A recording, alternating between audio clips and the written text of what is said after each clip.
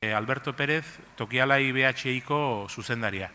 Tokialai ikastetxea sorreratik dago normalizazio programan, hasiera batean OHko ikastetxea zen, eta gero lehen hezkuntza eta DBHko ikastetxe bihurtu zen. Hasieratik aritu da Alberto normalizazio lanetan, urte askotan izan da normalizazio arduraduna eta baita ere zuzendari, eta azken 2 urte hauetan zuzendari gisa segitzen du, batzordekide gisa ere bai, eta haiek alegin handia egin dute bixet irakasle guztion implikazioa lortzeko eta zuzendaritzak ere nolabait implikazio edo zuzendaritzan ere normalizaziorik implikazio hori egon dadin eta beak esplikatuko digu nola egin duten.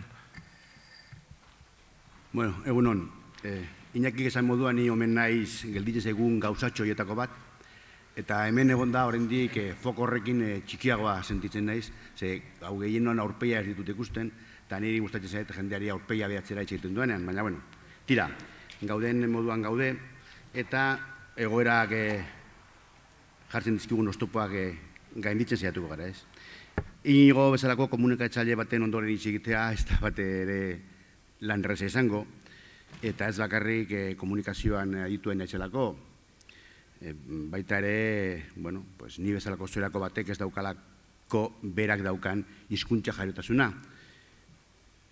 Bueno, gabezia horiek barkatuko da zuelakoan, helduko diogu gure gaiari, ez baita hizkuntza kalitatea, horretan aritu beharko banu, desde luego, ausartan naiz oso, baina ez nintzatek hemen egongo. Implikazioaz eta irakasle eta zuzendaritzan implikazioaz normalizatzeko lanetan aritu behar dugu, ez? Orduan guk hemen egiten duguna, gure txikitasunatik egiten duguna besterik ez dugu aurkeztu nahi. Balioko den ez den balioko, segurazki Inigori entzunda hartu ditugun, azken urtetan hartu ditugun erabaki batzuk gutxienez berrikusi beharko ditugu, nirekin batera normalizazio lanean dabilen beste teknikaria Elena ere horti dabil, eta, bueno, ikusiko dugu nola eramaten gaituen honek guztiak, ez? Baina egiten dugunaren laburpentsoa edo eskematxoa argi usten saiatuko gara. 5 puntutan banatuko dugu aurkezpena, lehendik ere Iñakik esan du Tokialaiko sorrera nolakoa izan zen, kokapena zitxingo dugu pizkatxo bat, hastapenak nolakoak izan ziren, nola sortu hasi ginen hizkuntza normalkuntza proiektuan, hasierako helburu horiek, horre 23 ikastetxe ginenean, eta gu berriak, eratu berriak, eta gero zentatuko gara alik eta denbora gehiena ekintzetan eta zehatu gara aztertzen izan duten eragina, izan badin baute zerbait. Eta hor, 3 esparrutxo jorratuko dugu, zuzendaritzan, irakasleariarekin, eta atal berezi bat jarri dugu hizkuntza normalkuntza batzordeari dagozkion erabakietan. Etorkizunari hobetzeko horrezpideak, bueno, baten bat ere aipatuko dugu. Tokialai DBH soli daukan ikastetxe bada, sorreran 2 gela besterik ez zeukan, inor gutxi sinisten zuen hori institutua izango zenik, hor borroka bat egon zen guraso eta erakasen aldetik lortzeko, eta 4 irakasle besterik ez zegoen, gaur egun 20 gela ditu DBH-ek, 55 ikasle, aurre hezkuntza, lehen hezkuntza eta DBH guztia batera, 110 bat irakasle gara eta 1000 ikasletik gora. Horrek suposatzen du irakasle berri asko jartzen dugula urtero, DBH-en 20 bat urtero, 24 bat, ez? Horrek ematen digu lehenengo pista, ikasle berriei egiten zaien harreraren garrantzia. Alegia, implikatu nahi bain baitugu irakasleak, edozein arlotan eta normalkuntzan ere, harreraren garrantzia ezinbestekoa da, ez? Gero, gure hezkuntza proiektua, lehen zen bezala, lehen hezkuntzari jarraipena emateko sortu zen, eta gure xede nagusia, gure proiektu horretan, haur eta gazteak euskalduntzea da. Irunen gero ikusiko dugu, eremu erraldunean bizi garela, erabat, eta ikastetxea da gazteek eta aurrek euskaraz eitzeko daukaten ia eremu bakarra. Hasiera batean Tokialaiko guraso bakarrik jasotzen genituen, atzo entzuten nuen horre agurengo zeatan, komunikazioan, hasierako guraso horiek, ez? Pues gurean ere hasierako guraso horiek militanteak ziren oso, erdaldunak baina militanteak, baina momentu batean handitzen joan ginen eta gurasoak motivazio asko daukate gurea bezalako ikastetxe batera emateko. Gaur egun Tokialekoak jasotzeaz gain, Latxatakoak jasotzen ditugu, gero ondoren egongo da ere Latxatakoen hortik dabil Josetxo eta Maria eta dute gure beste karpen batez. Orduan hor, zera supotzen duenek, bi ikastetxeen proiektuak gustatzen ditugula, eta biak DBH-en eta ikasleak erabakiak hartu behar dituzten momentu batean. Erabakiak eta hizkuntza, zein izango debere hizkuntza ere ez. Hortik sortzen da gure hizkuntza nomakuntza proiektua. Ereduaren eztabaida gaur, pilpilan dagoen eztabaida bada, baina gurean garrantzia handikoa zen. Gure marka, hori izan zen hasieran, Irunen euskara ikastola pribatua. Hori zen Tokialaien sorreran. Gure marka izan zen ez, Irunen publikoa eta eredua. Eta, irudi hori saltzen eta zentzu horretan urteak eman genituen, 5-6 urte, ibili ginen hor ikasle gutxirekin, baina momentu batean lertu edo haunditu egin zen eta eskaintza igo egin zen ikaragarri. Lehen aipatzen nuen, ikastetxea erabiltzeko gune bakarra da, datu bakar bat. Irunen ezaguera 57% dago, gazteen artean. Erabilera berriz 5,4%. Beraz, argi dago, irakasleok garela horretan erantzukizuna handia daukaguna. Eta ez bakarrik lehen aipatzen zen hortik, ez? Gu ez dugu guztion erantzukina guztia erantzun behar, baina bai, gure eremuari, eta horretan ibili behar dugu, ez? Eskolak bakarrik desde luego ezin du, eta gaur modan dagoen ezera horrek izaten duen bezala, tribu oso bat behar da gazte bat ezitzeko, ez? Gero beste batzuk arituko dira horretan. Gu hirugarren garrantzi horretan besterik ez dugu esango. Jakin badakigula, gu bakarrik ez dugula, jakin badakigula gure txikitasuna murrizten dela ikastetxera eta gurekin egoten diren 30 ordu horietara, eta erakaslearen aldetik zer egin dezakegun. Hori da gure burari galdetu geniona momentu batean, ez? Hasiera batean olako eztabaidak egon ziren, ez? Lehen hezkuntzan hori argi zegoen, ez zegoen zalantzari, baina DBH-en irakasle guztiok hizkuntza irakaslea garela konturatzea, edo konturaraztea, ez dakit konturatzea edo konturaraztea lan neketxoa izan zen, ez? Azken finean, kultura desberdinatik etortzen ginen irakaslea bildu ginen bertan, lehen hezkuntzatik, batxilergotik, lanbide hastapena,tik, eta, sorreran hizkuntza normalkuntza batzordea euskara mentegia zen. Hor, nazketa bat zegoen, hizkuntza batzordea euskara mentegia lian antolatzen zituen hainbat ekintzetan, ikasle partatzen zuten eta irakasleok ere, besterik gabe, ez? Joan ginen ikusten, lehen hezkuntzatik hizkuntza ohitura onarekin etortzen ziren ikasleak, gero eta gutxiago egiten zutela, ez? Horre azaletek biratuta, adina dela, inguruaren eragina dela, aitzakiak ez ziren, benetan hori pentsatzen genuen, eta segurazki zuetako askoak ere pentsatu izan duzu horrelakoa askotan, ez? Baina ikusi genuen, barruko eztabaida piztu behar zela, eta ikuspegiaren aldaketa bat egin behar genuela. Alegia, hori guztia hor dago, baina horretan eragin dezakegu? Bez, ez buru hautsi horrekin. Buru hautsi zuk egin dezakezunarekin, ez? Eta irizpide oso argi batekin. Ekin, etengabe, baina presari gabe. Nik uste dut askotan, gure lan horretan izan dugu nakatzain nabarmena hori izan dela, ez? Lortu nahi izan dugu gauzak askar. Etekinak hori ikusi. Kaiku, propaganda, esnea saldu. Gurean ez du horrak funtzionatzen. etorkizunari begirak enbarreko lana da, eta presari gabe. Helburuak lortu ezinak jartzen badin badizko gure buruari, desde luego porrota eta nekea, euskeria eta ikasleek ez dute gehiago erabiliko horregatik. Azken finean hori da gure erronka. Guk argi daukagu ikasleak euskalduntzen ditugula. Gainera, ateratako azkeneko proba horietan, Europa mailako probetan eta oso maila ona atera dute, bai hau mailan, bai idatziz, baina isegin oso gutxi. Oso gutxi. Orduan, hori ikusita, hasierako helburu orokorroie planteatu genituen, horietakoak segurazki Ulibarren sartuta edo zen ikastetxean agertu daitezkenak dira, ez dago besterik ez.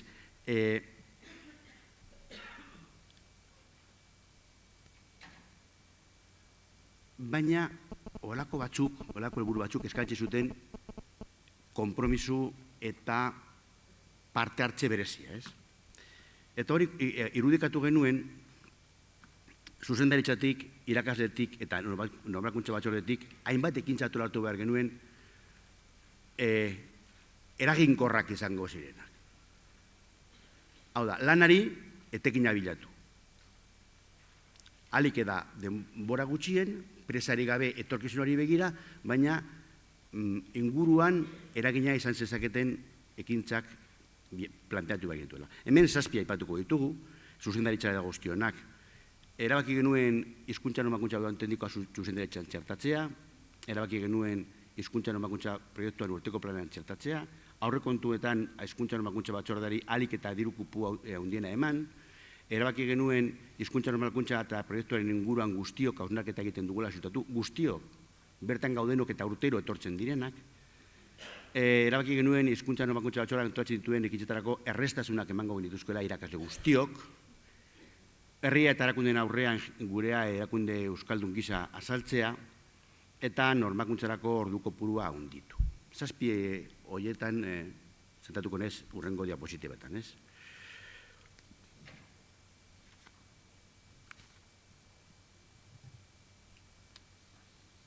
Hizkuntza normakuntza arduran tendikoa zuzendaritzan txertatu. Zuetako batzorde gehinetan egongo da zuzendaritzako norbait. Guk hemen eman gineon buelta argudioari. Guretzat ez da berdina zuzendaritzako norbait egotea hizkuntza normakuntza batzordean eta hizkuntza normakuntza arduradun tendikoa alegia. Gu bakoitza bere ikastetxeko zuzendaritza kide bat izatea. Horrek zertara eramaten gaitu? Pues eramaten gaitu ikastetxean hartzen diren erabaki guztietan normalkuntza ordezkatu agotera. Alegia zuzendaritza proiektu egiterakoan, urteko helburua definitzerakoan, aurrekontuak eta gastuen jarripena egiterakoan, materialen erosketan, eskola kanpoko ekintzak egitera diseinerakoan.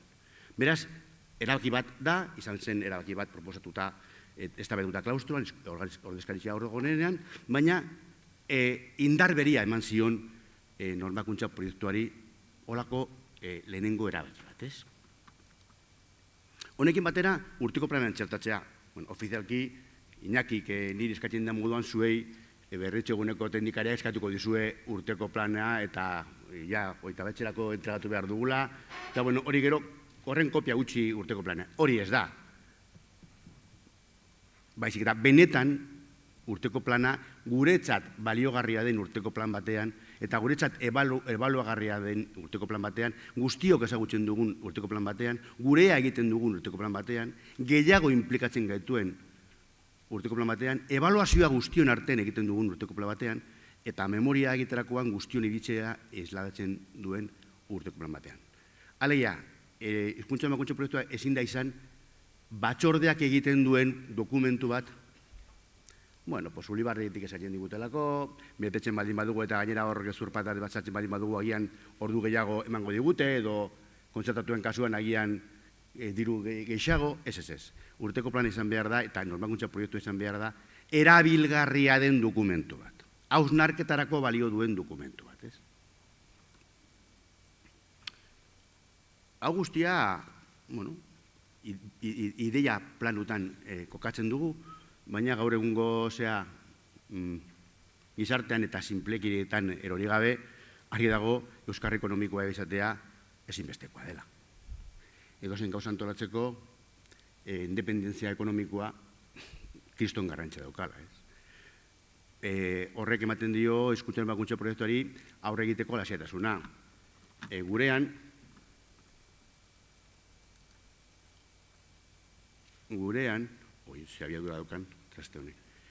aurtengo urteko ekonomiko kudeaketan 4.000 euro egokitu diogu hizkuntza normalkuntza proiektuari. Eguneko polita da, pentsatzen baldin badugu, 133 euro dela presupuesto guztia, eta konprobatzen baldin baditugu beste mintegiak eta beste arlo guztia daukaten presupuestoarekin alderatzen baldin badugu, hobetu daiteke, baina kopuru importantea da.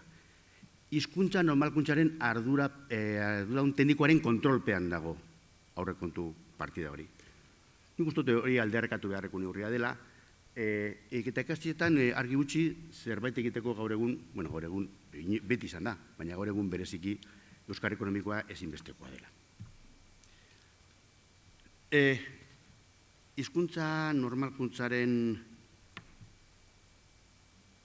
inguruan eta proiektuaren inguruan guztiok hausnarketa egiten dugula ziurtatu nahi genuen, eta horretarako tresnak, uneak bilatu behar genituen, ez? Batzuk 6 urteko hausnarketa daramago egiten klaustuan eta euskaldun organo gorenean, baina hemen aipatu nahi dut berriro, ze hori izango da, segura eskizuetako askoren kasua, irakasle berrien harreran. Harrera planean zuzendaritzak egiten du. Imaginatzen dut zure ikastetxean bezala. Zuzendaritzan, hizkuntza normalkuntza duen arduradun teknikoa txertatua egotea, ziurtatzen du harrera plan horietan berebiziko garrantzia ematen zaiola hizkuntza normalkuntzaren ikuspuntuari. Aurkezpena bana egiten da, implikazioa eskatzerakoan, inpresioak eta ekarpenak jasotzerakoan, alegia, irakasle berriek jakitea, zebait eskatzen zaionean, ikastetxearen izenean hitz egiten ari den norbait ari dela berarekin, ez?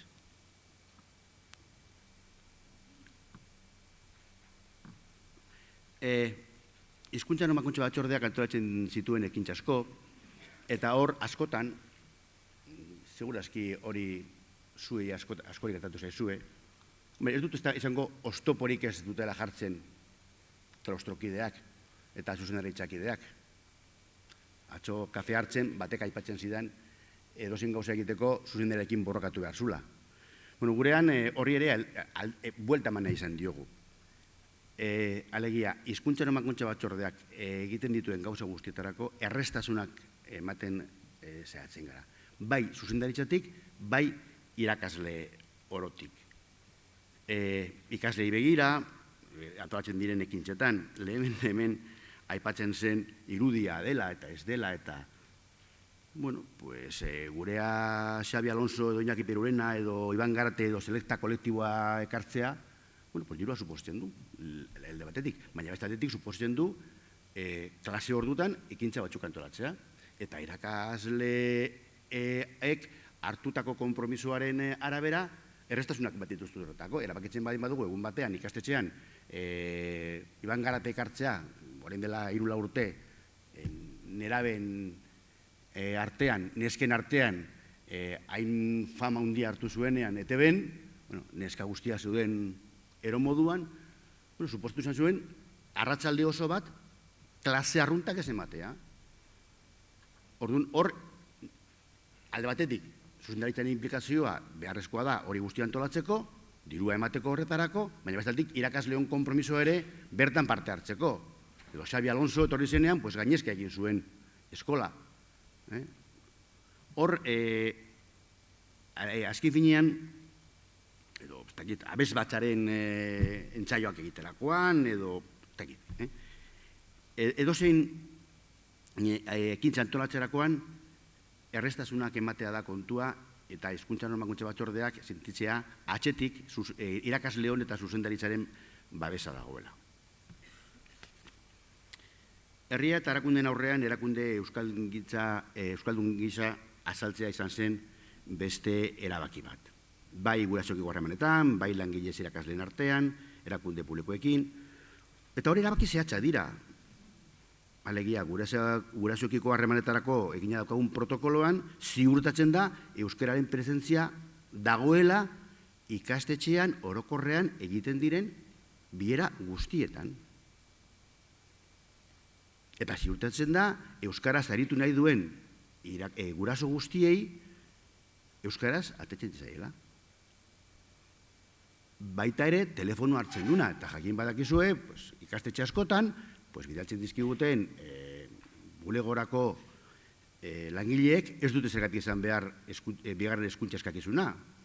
Askotan lehenengoa eta askotan zerokoa. Horiekin egin behar da lan bat. Daukasun apurtxo hori euskaraz egin. Eta tokelai bai esan, besterik ez baldin bakizu esaten, esan tokelai bai esan, eta ondoren pasatzen askariari. Baina publikoaren aurrean erakunde gisa azaldu. Eta erakunde publiko batekin harremanak euskara soilik mantendu. Zipaldin badaukate, Irungo udalean, badira atal asko non euskaldunik ez dago. Itzuli desaiala norbaitek. Baina guk euskaraz bidaltzen dizkigu hor guztiak. Eta publikoa ez den norbaitek bidaltzen baldin badu zerbait, solbugot taldea entrenatu nahi duela gurean, horre ez dakizen bat 3-4 guraso daudela edo 3-4 ikasle daudela softballean jolasten, eta softballean ez baldin badute euskaldunik, bidaltzen dutenen eskaera erabiltzeko instalazioak, bai, erabiliko duzue, baina bitali eskaera gutxien ez elebitan. Zer nahi dut, hor erabaki zehatza direla, baina Irun herriaren aurrean erakunde euskaldun gisa aurkezten gaituena, ez?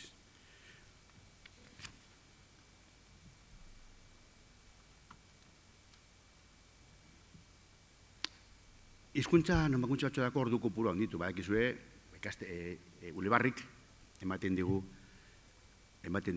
orduekin, ikastetxe bakoitzari ematen dio orduren bat. Aurreko gune egon ginen kalkulotxo bat egiten, imaginatzen dut Iñakik eta esango dutela datu zehatza, baina nik gutxo bera ateratzen zait, hezkuntza sailak pagatzen duela 150 bat irakaslearen soldata Ulebarriaren barruan.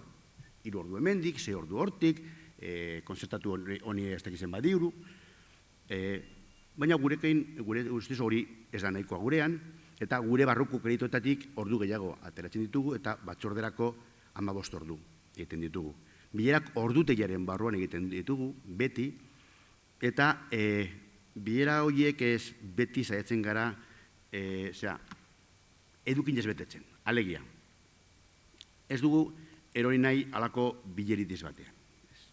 Eta bestaldetik nahi dugu ikasleak etortzen direnean, bilerara etortzen direnean, ordutegiaren barruan egiten baldin badira, ikasleak etorri behar dute. Eta gu baldin badaukagu bilera, aurten daukagu, ostiralean bigarren saioan. Ikasleak etorri behar dira batzordera. Eta arduretan nahian daukate matematika edo fisika edo... Irakasleon konpromisoa zen da, ikaslei errestasunak ematea. Erantzun ezin hobea da. Irakasle guztien aldetik. Hor, ikasleak lasai asko juten dira bileretara, irakasle, ordu horretan daukaten irakasleen konpromisoarekin, baimenarekin. Irakasleriarekin. 5 gauzatxo epatu nahi ditugu, lehenengo 4 orokorragoa dira, 5.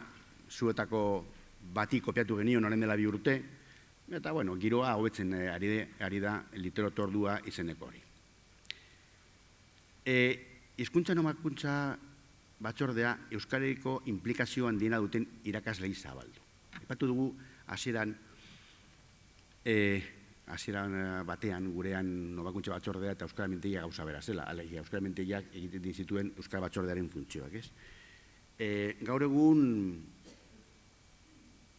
batzordea, mintegi eta maila desberdinetako ikasi osatuta dago, daude matematikako irakasleak, hizkuntza irakasleak, zergatik ez, izartekoak, hizkuntza fizikokoak.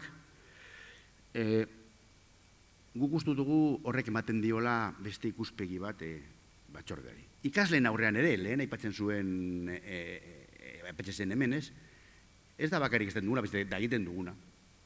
Eta ikasleak ikusten baldin badu, matematikakoa ere, holako saltxatan dabilela, olimpiada antolatzen, edo ez dakitza antolatzen, hori antzematen da. Ez da hizkuntza irakaslearen pedrada. Ez da Albertoren pedrada, ona datorrela esan ez euskara zitzegi, hemen aipatu zena, ez? Albertok egiten du, baina ondokoak ere, matematikako irakasle izan da, edo erlijiokoa izan da, ez? Eta hori zabalduta. Bi bide daukagu horretarako. Alde batetik, orokorrean klausturaren aurrean egiten da eskaintza, baina beste aldetik, normakuntza teknikariak berak, bertan egonda gehiago aportatu zezaketen horien gana zuzentzen da. Ikusten dugu, zure ekarpenak edo ideiak eta badituzula eta erakartzen dugu. Hemen ere, erakasleen konpromisua handia da eta ez dugu inoiz problema izaten hizkuntza normakuntza batzorde potente bat izateko.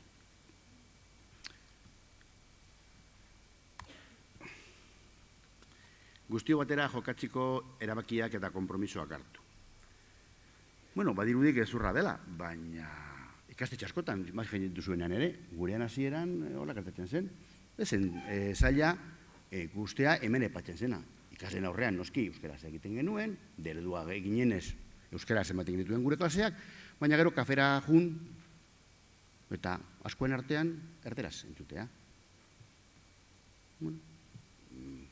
Ohitura dela, urteko ohiturak aldatzea ez dela batere erreza, batzuk euskaldundu garela ja gure bizitzaren bigarren partean, inguruak ez duela laguntzen, baina horrela gertatzen zen. Esplizitoki egiten dugu konpromisoak kursu hasiera guztietan. Nos conjuramos, hor. Guztiok euskara zaretuko gara. Eta funtzionatzen du. Zer eragina izango duen ikasleengan? Aztertu beharrekoa. Baina, desde luego, hobe da hori, bestea baino. Gelatik atera, komunera joan, eta bia gaztelaniko ikaslea garenez, gaztelara pasatuko dugu. Noski gaztelaniko irakasleak irakasten duela gaztelaniaz. Ez dago zalantzarik. Baina gero, lehen aipatu ditugu ikaslekin egiten ditugun ekintzak. Eta gero aipatuko ditugu ere. Motibazio zailo batzuk diseinatu eta ditugu. Normalki maila guztietan, noizbait gaztelaniko irakasleak ere egiten du euskararekiko motibazio zailo bat. Hizkuntza batzordeaz diseinatu da, baina berak egiten du. Ikasleak ikusten du, ez dela esaten duguna, baizik eta egiten duguna, ez? Ikasgai guztietako konstanteen hizkuntzarekiko jarrera kontuan hartzea. Izan zen beste, hemen dago lehen aipatzen genuen gure irudia, aurrekoari entzunda, segurezki birpante bat. Nik uste modernoa xamar badela. Agian, txapela handi hori, handi xamarra da, baina. Orduan, ez dugu hori jarri hemen honetarako, ez? Guk gure konstantetan, arlo guztietan ziurtatu da daukagu euskarekiko jarrera ponderazio bat daukala. Izan da, 3 urtetako eztabaida mentilietan, hasieran lehen zipatik genuenagatik, azkarregi joan izateagatik, batzuk oso gaizki plantatu genuen, eta batean aurkitu genituen irakasle asko, inbaditzen duzu nire arloa, nire mintegia nola sartuko zara zu motel. Ospa, dera burua hemendik. Birrartu genuen gaiura, eta gaur egun, mintegi guztietan, 3 urteko eztabaidaten ondoren, mintegi guztietan, jarrera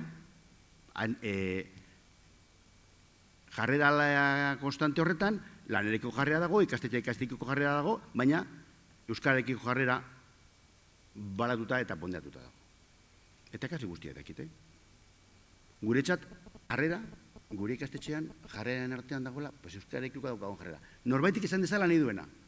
Baina guretzat, irakasle guztiontzat, ez bakarrik hizkuntzako irakasle ontzat, jarrera importante dela. Eta hori izan da, irakasle guztion artean, eztabaida egin ondoren, lortu dugun konpromiso bat. Beste konpromiso bat. Gaur egun gutxiago, baina honekin hasi ginenean, hau da, aspaldiko konpromisoa da, urtero berrezten duguna da, aldenean, edo alik eta gehien materiala eta gainontzeko baliabideak euskaraz erabiltzea. askotan topo egiten dugu, orain gutxiago diot, baina topo egiten dugu arazo batekin, eta ez da, gure erabilin dugun materiala euskaraz ez dagoela. Guk hor bi erabaki xume hartu ditugu, baina, bueno, jakin dezazuen, kurso hasieran, mintegi guztietan zabaltzen dugu 6 horriko dokumentutxo hau, euskara ditugun ikusentzunezko baliabideak. Mintegietan guztien daude, eta horra aipatzen da, denatik, ikusentzunezkoa, interneteko loturak, enziklopediak, bueno, hor gutxienez zertxobait badaukagu ikastetxean, eta ez daukaguna erreferentzia egiten dio non aurkitu daiteken, eta irakasleak hortik abiatuta, saiatzen dira euskaraz erabiltzen baliabide horiek. Bigarrena, ez baldin badago hor, saiatu bilatzen. Hirugarrena, ez baldin baduzu aurkitzen, batzordera jo. Eta batzordeak ez baldin badu aurkitzen, Iñakien gana jo. Batzutan, hemen ez hor, ez inon ez daukertzen. Erabiltzen da erderaz. Horrek ezin gaitu mugatu gure eguneko jardueran. Baina gutxienez konpromisoa da saiatzea. Ez jotzea errezenera. Alegia, jorik ez daukat, berdin duera, bereko dute testu hau, total, ikasleak elebidunak dira, bai, elebidunak, bai, baina esain beste.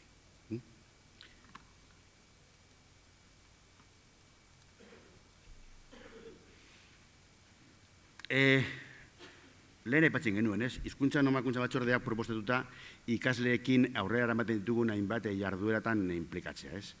Denbora aurrera doa eta laburra esplikatuko dut, ez? Bueno, motivazio saioago planteatu ditugu, 20 motivazio saio, esan bezala lehen zuetako askoren gandik erdia edo jaso dugu, edo gehiago, eguneko 60, beste 40 bat ere guk asmatutakoak, hizkuntza nomakuntza batzordea planifikatzen ditu batzorde horiek, motivazio saio horiek, baina gero irakasleek eramaten dute aurrera bere teknologia orduan, bere matematika orduan, bere gaztelanik orduan edo bere euskarako orduan, ez?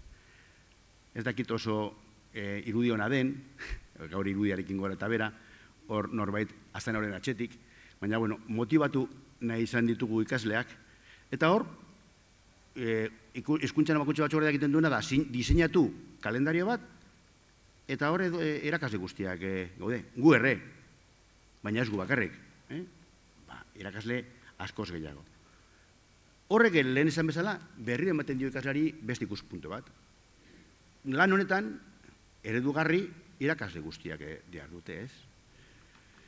Beste daukagun ikasleekin daukagun beste ekintza bat edo erabaki bat. Erabileraren behaketa. Kursoan zehar, ez gelan bakarrik, baizik eta gelatik kanpo, ikasleen erabileraren behaketa egiten dugu. Honek ez du ezer ikusik notarekin. Bakarrik gu montatzen ditugu behatzaile talde irakasle bat, eta lehenengo mailan, lehenengo aukeretan, irakasle aukere dira behaketa egiten. Ikasle badakita zeratik, badagoela irakasle talde bat, behatzen duena. Eta baloketaren bukaeran, berari esango zaio. Pues begira, behaketa horretan ikusi dugu, zure erdirakeko joera nabarmena da. Zuk egin nahi duzuna. Guk ez etugu kalifikatuko nengatik. Baina jakin dezazun, gure ustez, hor tendentzia hori daukazuela. Eta gurasoei ere informazio hori ematen zai, ez? Hori irakasle guztion implikazioa behar da, hori zinezkoa da egitea zazpikote batzordea osatzen dugun zazpikoen artean, ez? Eta hor egiten dugu, bueno, pues, gelako lanetan, aizialdian, hor tresna bat diseinatu du batzordeak, baina azken finean, kontua ez da, hau da tresna besterik ez da, irakasle batzuk erabiltzen dute, gela bakutzeko tresna bat, kontua da, ikaslea jakitea, guretzat garrantzia handia daukala, guk behaketa egiten dugula, berari emango diogula behaketa horren berri, eta gurasoei ere. Honek ez du ezer ikusik notarekin, baina hor dago. Errenekin. Eta, bueno, gero ebalatuta ikusi dugu edozein arlotako irakasleek parte hartu duela bai bataen bai bestean. Horrek ere, nik uste adierazten digula, lehen egindako lana, etekintxo bat izan duela, eta hor batzuengan gehiagin nabaritu ezarren hizkuntzaren inguruko formazioa hobetzeko horretan ditu gala irakasle guztiak. Eta ben, daukat bukatzeko beste irakasleon konpromisua eskatzen duen beste kintzatxo bat, ez? Literaturtua ditzen duguna. Alde ludikoarekin lotu nahi izan dugu giro hau, giroa betzeko asmotan, gune bat sortzeko bereziki zaintzeko euskal zaleonak, hori izan deteken itxa, talde sendoa erotu da gaur egun, ezen gure asmoa, baina irakur zaletasuna zabaldu dugu, oso ari ekintza puntuala da, hezkuntza normakuntza batzordea proposatuta liburu bat irakurtzen dugu, hilabetean behin edo. Eta gero, nola ez gure herrian, hau guztia bukatzen da afari batekin. Eta afari horretan, izpidea liburua bera da, ez? Hor bai nabaritu dugula, hor antzematen dugula, zein hurbiltzen den gehien, zeinekin kontatu ezakegun gehiago, horretarako bai, balio izan duela. Eta bukatzera noa, ze kafea hor zain daukagu.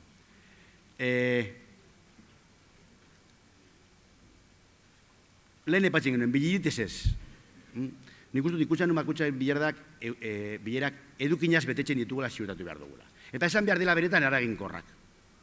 Arduren banaketa argia, erabakien garaipena eta jarraipena egiten dela. Hemen zertatu dut, iazko akta bat, zehatzak, nor, zer, nola, eginda, ez den egin, urrengorako betzeko proposamenak. Bileritez ez, baina bileretan, bilerak beharrezkoa direla guztiok batera ikasle eta irakasleekin batera. Gurasoen, horregatik atxo joan ginen gurasoen txaldean txutera, ze gurasoena nahiko kaskarra daukagu momentu honetan eta hobetu beharreko arlo bada.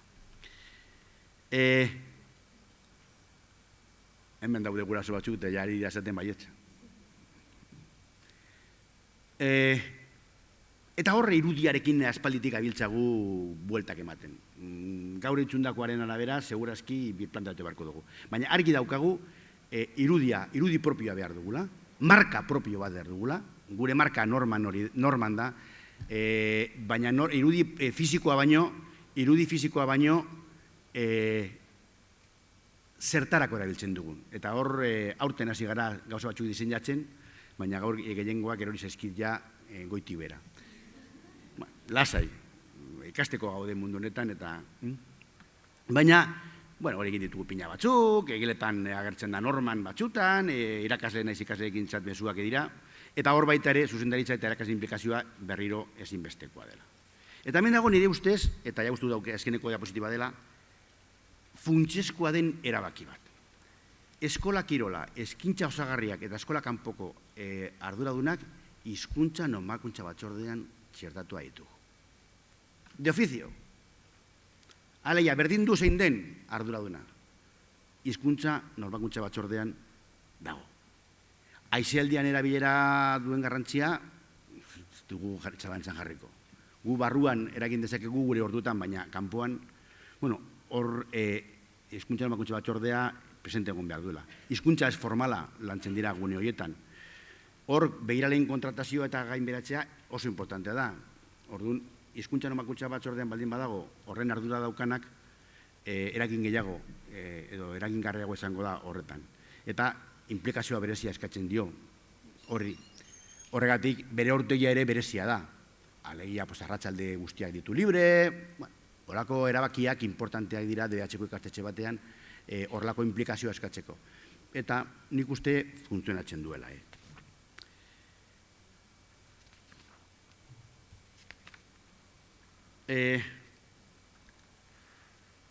Hobetzeko urrezpideak? Hemen bai berririk, erabilenaren eragin, nik uste zueta askori gertatuko zaizuela, poliki ibili. Ez etorkizunari begira ibili behar dugu. Segurazki gure seme-alaben seme-alabak izango dira euskaldunak. Irunen gaur egun euskaldun oso gutxi daude. Izaten dut daude.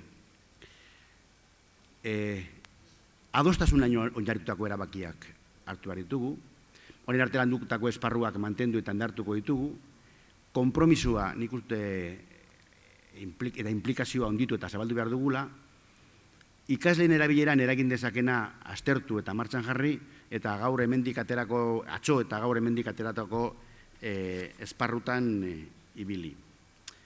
Ja, bukatzeko, nik uste ezin dugula astu eskolak bakarrik ezin duela, hori importantea da.